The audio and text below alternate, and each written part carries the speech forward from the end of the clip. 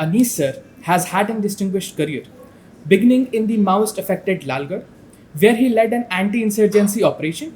He later dismantled criminal gangs as Assistant Commissioner of Police, Bidhannagar, and he also played a key role in counter-terrorism efforts, including the arrest of JMB's head involved in the Bardhaman blast case.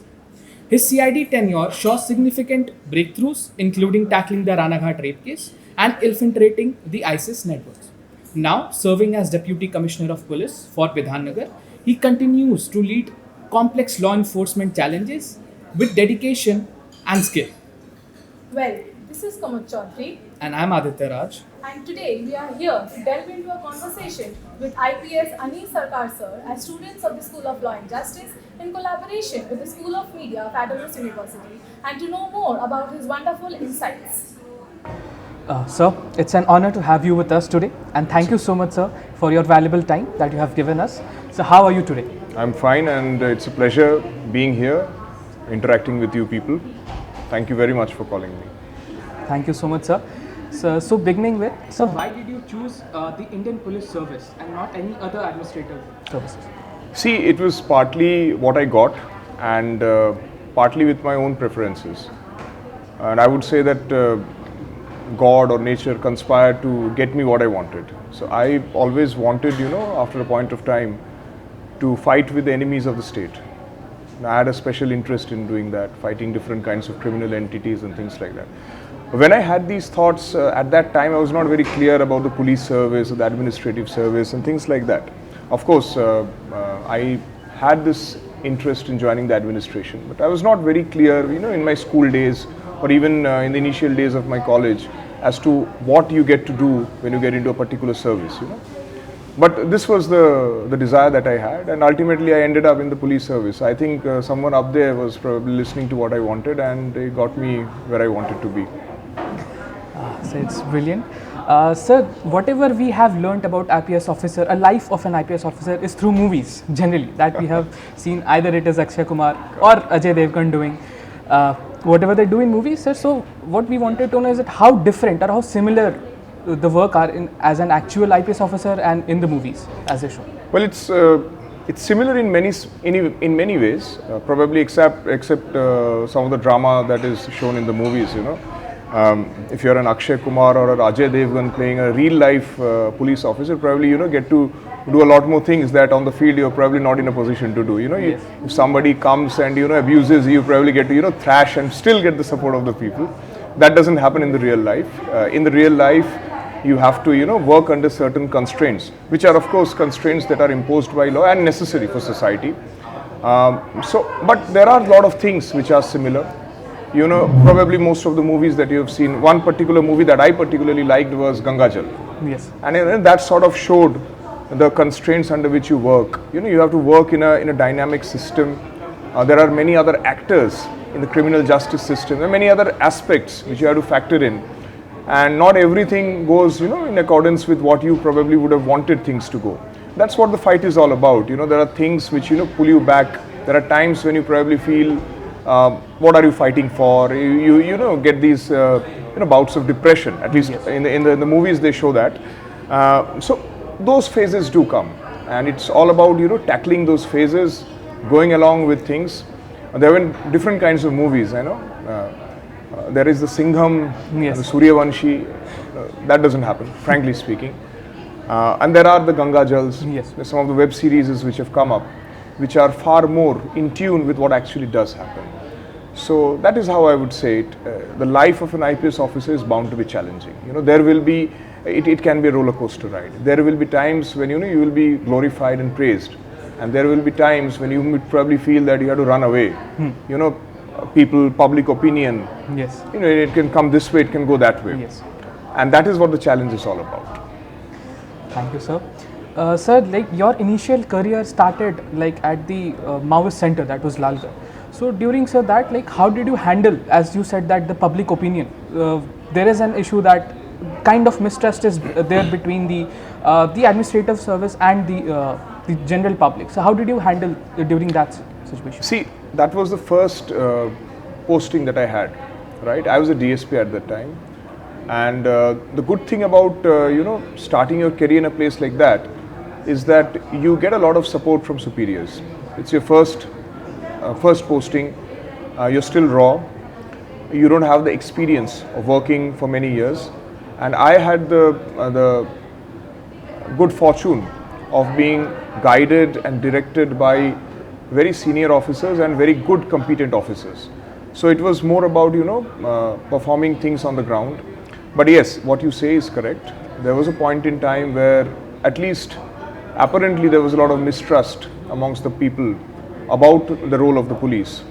And our task, as is often known in fights against insurgency, where you actually have to fight a section of your own population, is to win the hearts and minds. And that's not easy, because you are there, you're carrying the gun, you're fighting, and a person carrying a gun generally is expected to frighten people, not necessarily win the hearts and minds. But what we were told and what we have learned and what we did was that we used to go and try to interact with people, explain to them the fact that they had been partly brainwashed by a lot of the ideologues of the Maoists, and they have been fed with false information, sometimes misinformation. They have been taught things which actually does not work. And the best way, to make people's opinions change is by your behavior. They will be expecting people who are the sort of blood-curdling kind of police officers who would want to, tear them apart and throw them here and there. Yes. But if they encounter a person who is, sympathetic, who is trying to explain to them the situation, who is trying to, sympathize with them and explain the problems that they are facing with, trying to help them out, and slowly, bit by bit, those perceptions keep changing. And I would be very happy to say that the entire West Bengal police, the central forces who were largely deployed in those areas, still deployed to a great extent there, they all came together. There were a lot of programs whereby people were given certain basic amenities from the state government, also by the central government. Slowly, bit by bit, the people realized that what they had been fed about the police forces, about the state, about the government was not exactly the way it is. It's not that way, and slowly those attitudes started changing. Once those attitudes start changing, what happens is, previously all the information would go to the Maoists. Who's going to come, the police is coming or not. And now we started getting the information. That helped us in conducting more precise raids. Not those kind of raids where you have to go and search lots of houses, which obviously causes a little bit of annoyance to people, but you get nobody. Here you are being told that such and such person is in this house, or maybe within those two houses. You go out there and you do those searches, and more you start winning this so-called battle which had almost taken place. There are a lot of people who are fence sitters, who will be on the side which is winning. They will start gravitating from their side towards our side. That is how it happened, and slowly that phase that we had gone through is, for all practical purposes, over now. So honestly, sir, it is very heroic to listen to this. Sir, coming next to, sir, one of the biggest mission that you had was that you had a very pivotal role in the arrest of the head of Jamiat-ul-Mujahideen Bangladesh. Sir, so how did you approach this arrest? Because sir, to capture the head, it is very difficult. See, what actually had happened, without going into the operational details, which obviously we would like to always keep confidential, was that a certain incident had happened. It was, if I remember correctly, on Ashtami evening we got this information. There was this blast in Bardhaman, and soon we knew that this was not any other, those normal blasts that sometimes take place because of bursting of cylinders, or maybe somebody's packed up some, explosive somewhere, it's just burst off. That tends to happen at times. Soon it was obvious that this was something different which was in operation. I was at that time looking after the anti-terrorist squad wing in Bidhannagar Police itself. I was the ACP there, so I was told to go over and just find out what was going on. There were other agencies who were into the task. There was the CID, there was the intelligence branch, everyone was there. The entire state machinery was, putting its act together, finding out what was going on. So what happened was a special investigating team was set up to start with. Subsequently, the case would be taken up by the National Investigating Agency. But even when they took it over, we had been liaisoning with them. It was a nice teamwork which took place. We were not like, we are going after such and such person. At that time, everything was very hazy. We didn't know what was going on, frankly speaking. But then we got a little bit of information, a small kind of thing, which for all practical purposes, meant nothing. We just got a phone call, mobile phone, which anyway was locked. So it's another story how it was, opened up from there we got another little Facebook profile, and from there on we started building up. What had helped us was that even before this had happened, we were working on certain groups which were Bangladeshi groups, but we had information that they were holed up somewhere in West Bengal and maybe doing certain activities. We were not very sure what they were doing. We were trying to monitor these groups. And as things happened, as we got a little bit of information here and there, some of that information collated with the information we had previously. And that actually opened up a world of possibilities for us. Slowly, bit by bit, one thing led to another. And suddenly, we had a situation where it's like you are being told that the head of this organization is going to come up at such and such point and such time. So we laid an ambush over there, and we managed to get that guy. It took us at least probably half a day to get him to confess that he was the guy. So initially he was, completely like, I don't know anything, you got the wrong person, why are you harassing me, things like that. But slowly, sustained interrogation. Within that time, we also made a few other pickups, whereby that corroborated with the fact that this was the guy we were looking for, and ultimately we did manage to get a lot of information about him. That's how, the initial one very important guy was picked up, subsequently was handed over to the NIA, which had by then taken up the investigation, as they often do for such cases. So that was how it all happened. Sir, given the demanding nature of your work, generally that is, so like especially dealing with the high stress situation, the counter-terrorism effort, so like how do you manage your personal life and your work life? See, as far as the stress is concerned, terrorism is still something which is not that much prevalent, at least in our society. It is there, it may be there, but there are many other things which you have to deal on a day-to-day basis. Gheraos, michils and things like that, where apparently from nothing a lot of things can happen. These are the ones which, give us levels of high stress, or these are high stress situations, because, there's nothing defined. You might be expecting something else happens. And what happens these days, or it used to even happen previously also, and it's probably going to happen even further, is that things are in a certain way, they tend to be projected in another way, and from something things tend to boil up into something very different. But if you talk about how to manage the stress, well, that's part of our training. We have been dealing with these kinds of situations. We expect, to quote a term from one of my favorite characters, James Bond, is that Bond expected to kill or be killed. So police officer also expects to be targeted, and he also has to, by nature of his job, target those elements which are creating problem in society. It's part of your job. You're trained for that. You've worked along with that. You've lived with that. So you get used to it. For another person, suddenly facing that situation, and for us, we're used to facing these situations. We are, at least to a certain extent, used to it. You could use the term, somewhat immune to it also. So we somehow manage. And as far as family is concerned, yes, there are times when we hardly get to see our families. Luckily, there are times we get to see them as well. So we just have to keep balancing. I think it's more difficult on behalf of the family members, suddenly not getting to see the person for 2-3 days. Yes. Or even if he comes at late in the night when everyone's sleeping and goes off before anybody can wake up. So it's more difficult for them, but they get used to it. So it's all about that. It's the theory of evolution. We've all got evolved to this kind of situation. We got used to it. We have all adapted to this situation. Sir, as I say, survival of the fittest. Survival of the fittest, absolutely. Yes, sir. So other than your work that you do in the administrative for the country, you are also a writer. So as we know, you are. I've written a novel. I've just, you could say, I've been initiated into the world of writing. Yes. So the writing part had happened quite some days back. Actually, it's not something which has happened immediately, and it has had very big hiatuses. I mean, I've started off writing probably 10 years back, wrote a little bit, and then there was a big gap of 4-5 years when I didn't write anything. But I got my act together probably during COVID times, because that was a time we obviously had a lot of work to do. Yes. But even then, the normal office work was not there. So yes, got a little bit of time to write on that. And thereafter, when I started off writing, I was just writing things, remembering my days back in Jungle Mall, because that is what I wrote about. And filling up papers, writing certain things, and then suddenly feeling that I don't know what I have written and tearing everything off. The things got into a structure, kind of a shape from 2021 when I, came up with a certain kind of a story. This is how it should be. And then it has been a process, writing chapter after chapter, and I've somehow managed to finish it.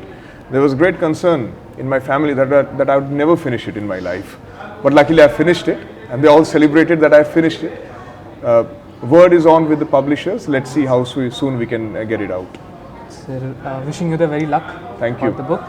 So one more thing that I would like to add on is that, sir, in ancient Japan, the samurais were basically known as warriors who can write as well. They were poets.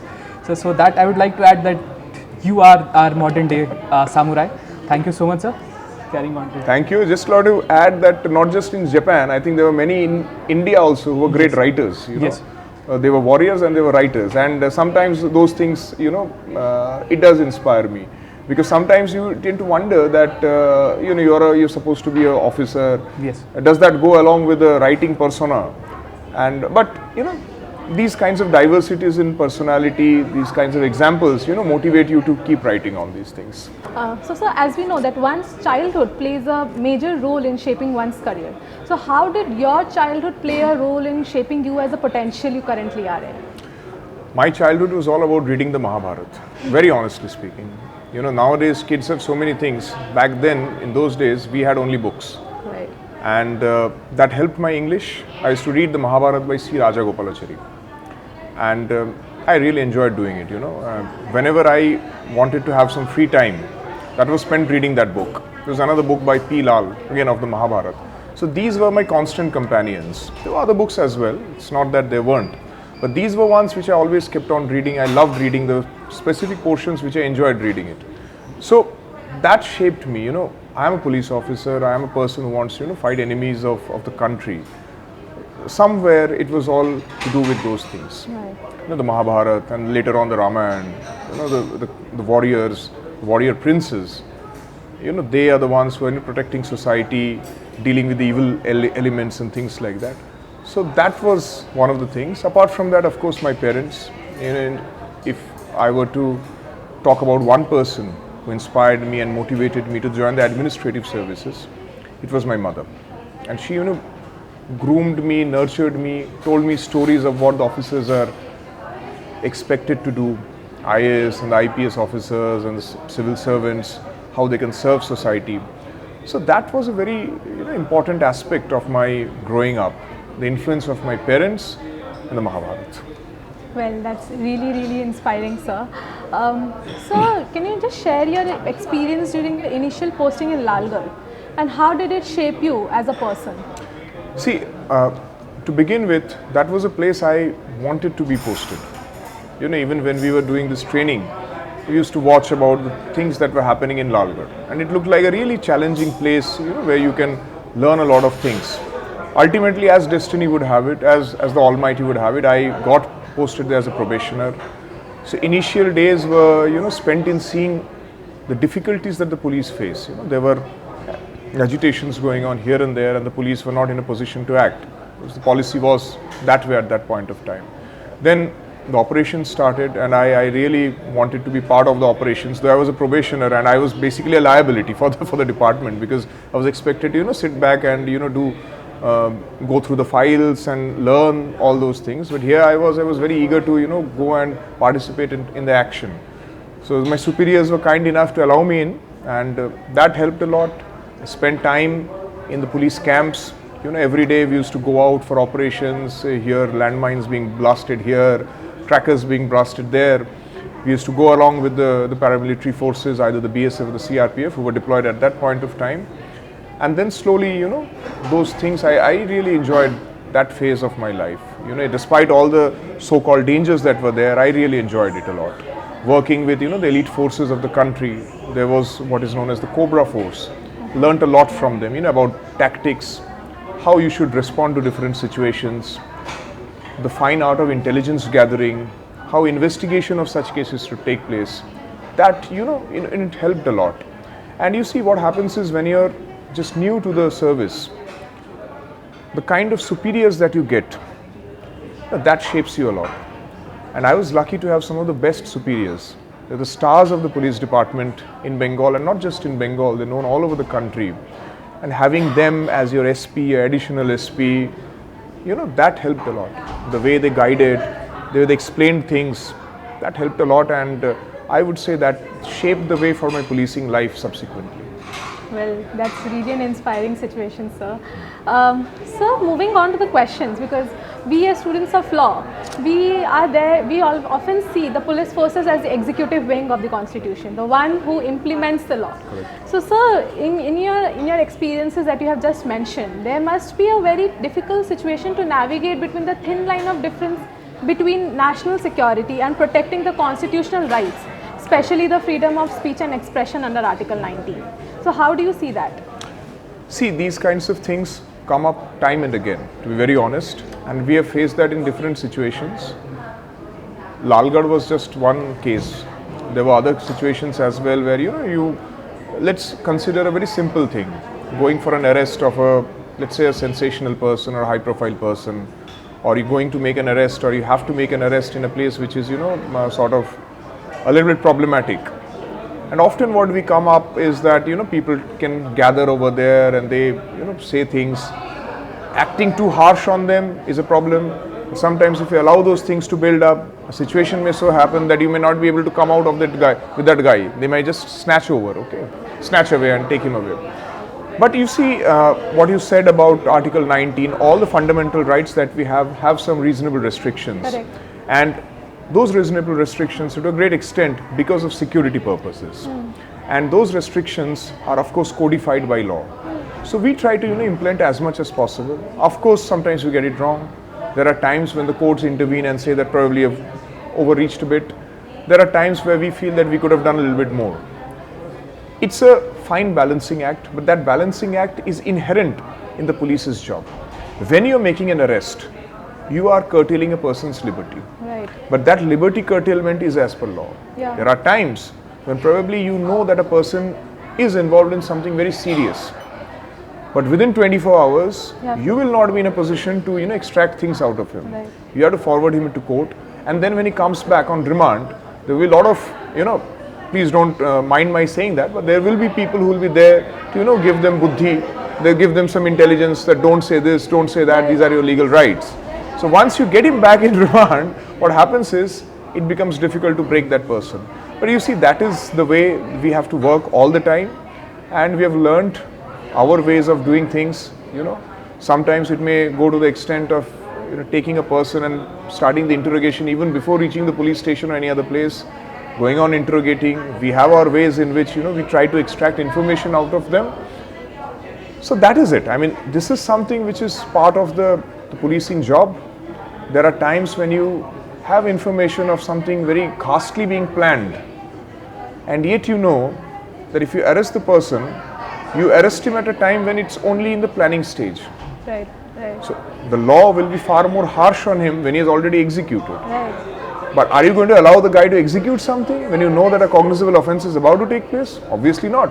You've got to pick him up and then convincing the court that how you got this thing without necessarily divulging all those fine bits of information, which if the other guy knows, your channels of information will shut down, because then they'll be far more alert. So that is something, it's not easy, and it depends from case to case. I cannot say there's one proper formula that you do this thing, and that is what experience is all about. That is what policing is all about. You don't get to clear these tough examinations. You wouldn't be required to clear these tough examinations had it just been a very simple thing where you have this for that and this for that. Things will be dynamic, things will be different, and things will inevitably not be the same for every other occasion. They will vary, and that is how you have to take those decisions, make those quick moves, and then go accordingly. That's really a very hectic and a very tricky situation which all of you are deployed in currently. Yes, absolutely. So moving on, there are recent situations in Bengal, as we saw the Arjikar rape case. So sir, in that situation, the executive wing, especially the police forces, were questioned inevitably. I mean, everything was going beyond. So how did you manage that situation? See, first of all, Arjikar was a different domain. We didn't have that to deal with. We had a different situation where Shastra Bhavan, the agitation had come over there, and people who were there for a long period of time. There were a lot of multiple challenges that we had to face. There were serious threats to the possible security of the agitating people over there. And what I just narrated before that was a little bit of from that particular experience. Okay. Then there was also this situation that there were certain people who were obviously, you know, they were angry with the police, the slogan hearing. So here was a strange situation where you protect at least a part of the people who are actually angry with you. That's not an easy thing to do. But we did manage, you know, professionalism is all about that. And there were many of them who were actually very cooperative with us. We were in talks with them. Wherever there were certain things that we felt would actually hamper the security, we communicated with them, we convinced them, they were convinced, they were also cooperative. It's not that they were all non-cooperative. Predominantly the people who were there had been cooperative. They were obviously, you know, in a scenario like this, there will be entities who will even be there to provoke. And there will always be people who try to provoke the police. Because if you make one false move, that makes big news, you know, you see the news all over with that. So yes, that was a challenging time for the entire police department.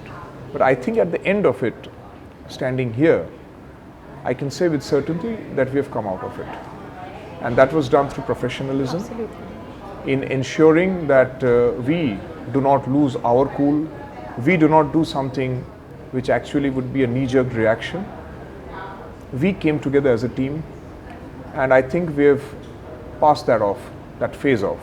These are phases that keep coming. Right. And I can very confidently say that there will be many such phases that will come for the police department. We have to hold together, stay professional, and slowly the people will understand what is right and what is wrong. Temporarily, there might be a lot of mistrust. Slowly they will understand, because the people do need the police, and the police also can only work properly if they work along with the people. Absolutely, sir. Absolutely. So, sir, as you just mentioned, in arrest of the head of the JMB group, and you had to actually take days to make that person accept that he was the actual person. So, sir, in CRPC also, in law also, there are various provisions which bar the executive wing, especially the police, from enforcing physical force on the person who are so-called offenders. So, how do you handle that pressure? See, first of all, what I'd like to say is that torturing a person for information is not always the best way. In fact, it's not a good way at all, because what happens is the person tends to give out information which he feels will lessen the torture. A better way of doing things, because you see, interrogation is like a mind game between the person who's interrogating and the person who is being interrogated. The person who is being interrogated will see what you want to ask, how much you know. The more you know about the person who's being asked, the more you can put him with information which he cannot deny. And that is how you have to slowly push him into confessing things which are a fact. So it's a mind game. And the way you understand, you read what he is saying, contradict him wherever he is going wrong, putting those subtle pressures on him whereby he realizes that the only way out for him is to divulge information. That is important, and that's an art. Absolutely. Interrogation is a fine art, you know, as is intelligence. It's a fine art, and to do that you have to be an artist. The better the artist, the less force you will have to use. You know, it's about a mind game. Consider this thing. Consider it from the different view. There are so many people do these digital crimes who call you and convince you into doing things that you would never have done, right? Correct. They will feed you with information about yourselves which will make you understand or make you feel that he is actually a genuine guy. Same thing goes with interrogation. If you give that person certain things, certain information which otherwise he feels that would not be available to this person, that is how you slowly start extracting information out of them. Torturing a person, beating a person is definitely not the way of extracting information out of them. So this is again how you do it. If you have a target, do a homework, what he has done, what he has not done. You can ask a few questions which are very innocuous, which very obvious answers are there. Then you can ask him questions and you will see that how much he is divulging, how much he is not divulging. Then you can sort of see how he is when he is telling the truth, how he is when he is not telling the truth. That is how it goes on, you know. And there are many other techniques, procedures of interrogating, which I would not like to go into the details of, but which we do to do it. And by the way, it didn't take me days, it took me hours, but we managed to break the guy within a few hours. It rolled on to the next day, but it was still hours. It was not 24 hours, less than that. That's actually very heroic, and it actually tests the patience It does. of a police officer. Really. It does, it does. It is all about a test of patience, and it's a game of wits. It's like a game of chess in certain ways, in my opinion. Absolutely correct. So as you mentioned about the, the occurrence of digital crimes and the increase of that. So sir, how do you see that, how should the law be evolving around the cyber terrorism or crimes? See, the first thing which I feel is that cooperation between nations, the legal cooperation between nations has to increase. We have a lot of cases of digital arrest, and in almost all of them, the genesis of the crime has been outside the shores of the nation.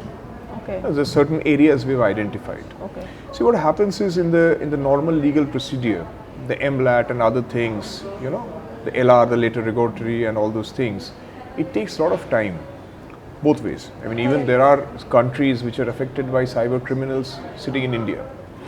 I think slowly we need to come to a stage. Of course, that cannot be done at our level. It has to be done at the national government level.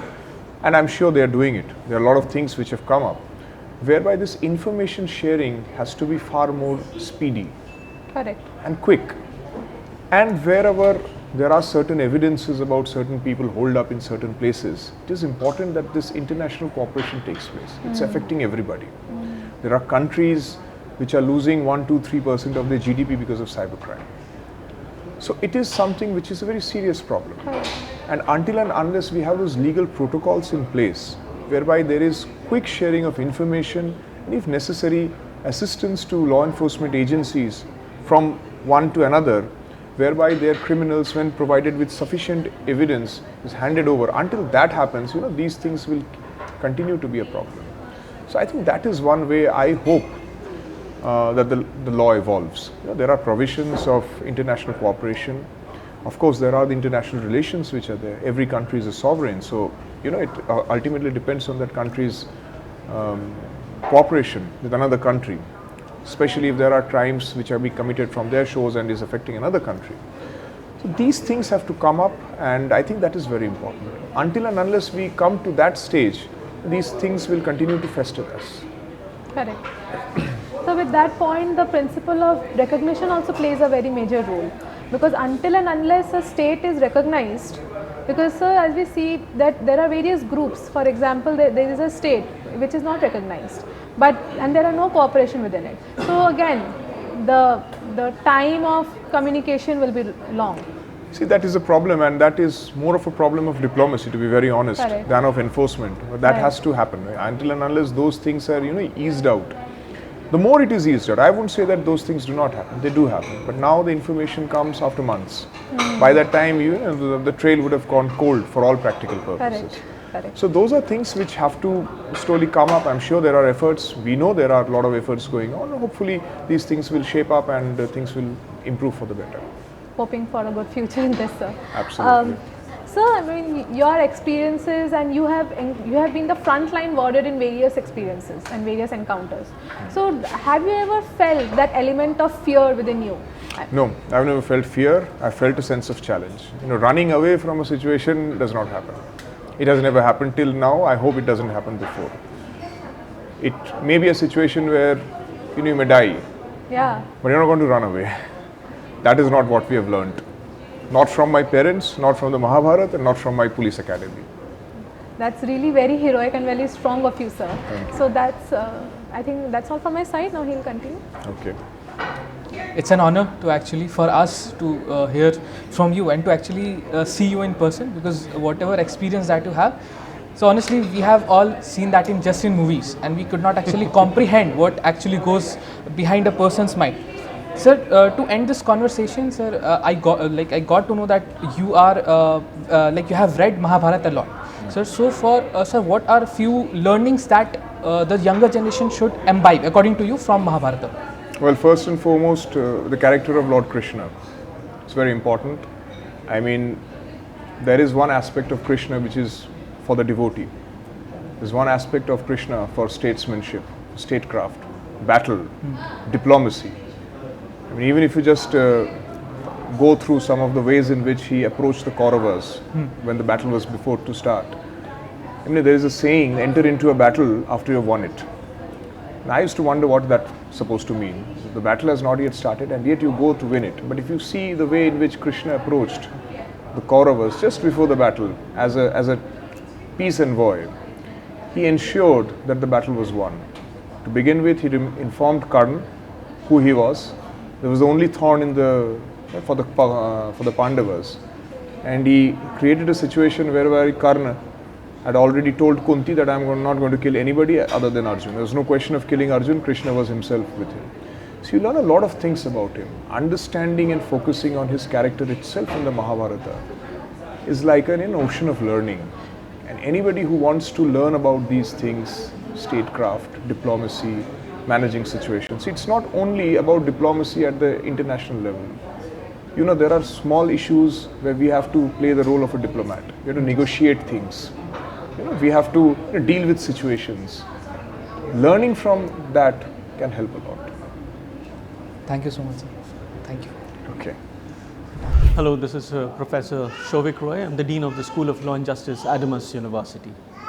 Well, this was an excellent initiative taken by Mr. Sumit Dasgupta and School of Law and Justice, that is SOLJ, in collaboration with School of Media and Communications, SOMC, under the leadership of Professor Akash Deep Muni. We came together and to host none other than IPS Aneesh Sarkar. It was an excellent collaboration, I must say. The students of SOMC and our students from law came together. They did the camera and our students did the homework pertaining to the questionnaire and taking the interview. And I just hope this is just the beginning of a lot of good things that's coming our way, and delighted to be a part of the same. Thank you. Students of School of Media and Communication and students of School of Law and Justice came together to record a podcast with IPS officer Aneesh Sarkar ji. Now this was spellbound because this is what hands-on training and teaching is all about. I'm so happy that under the leadership of Souvik Roy ji, who is the Dean, School of Law and Justice, and also under the leadership of Sumit ji, who has been doing great in terms of industry connect, we have been able to do this. Kudos to the students and to the organizers.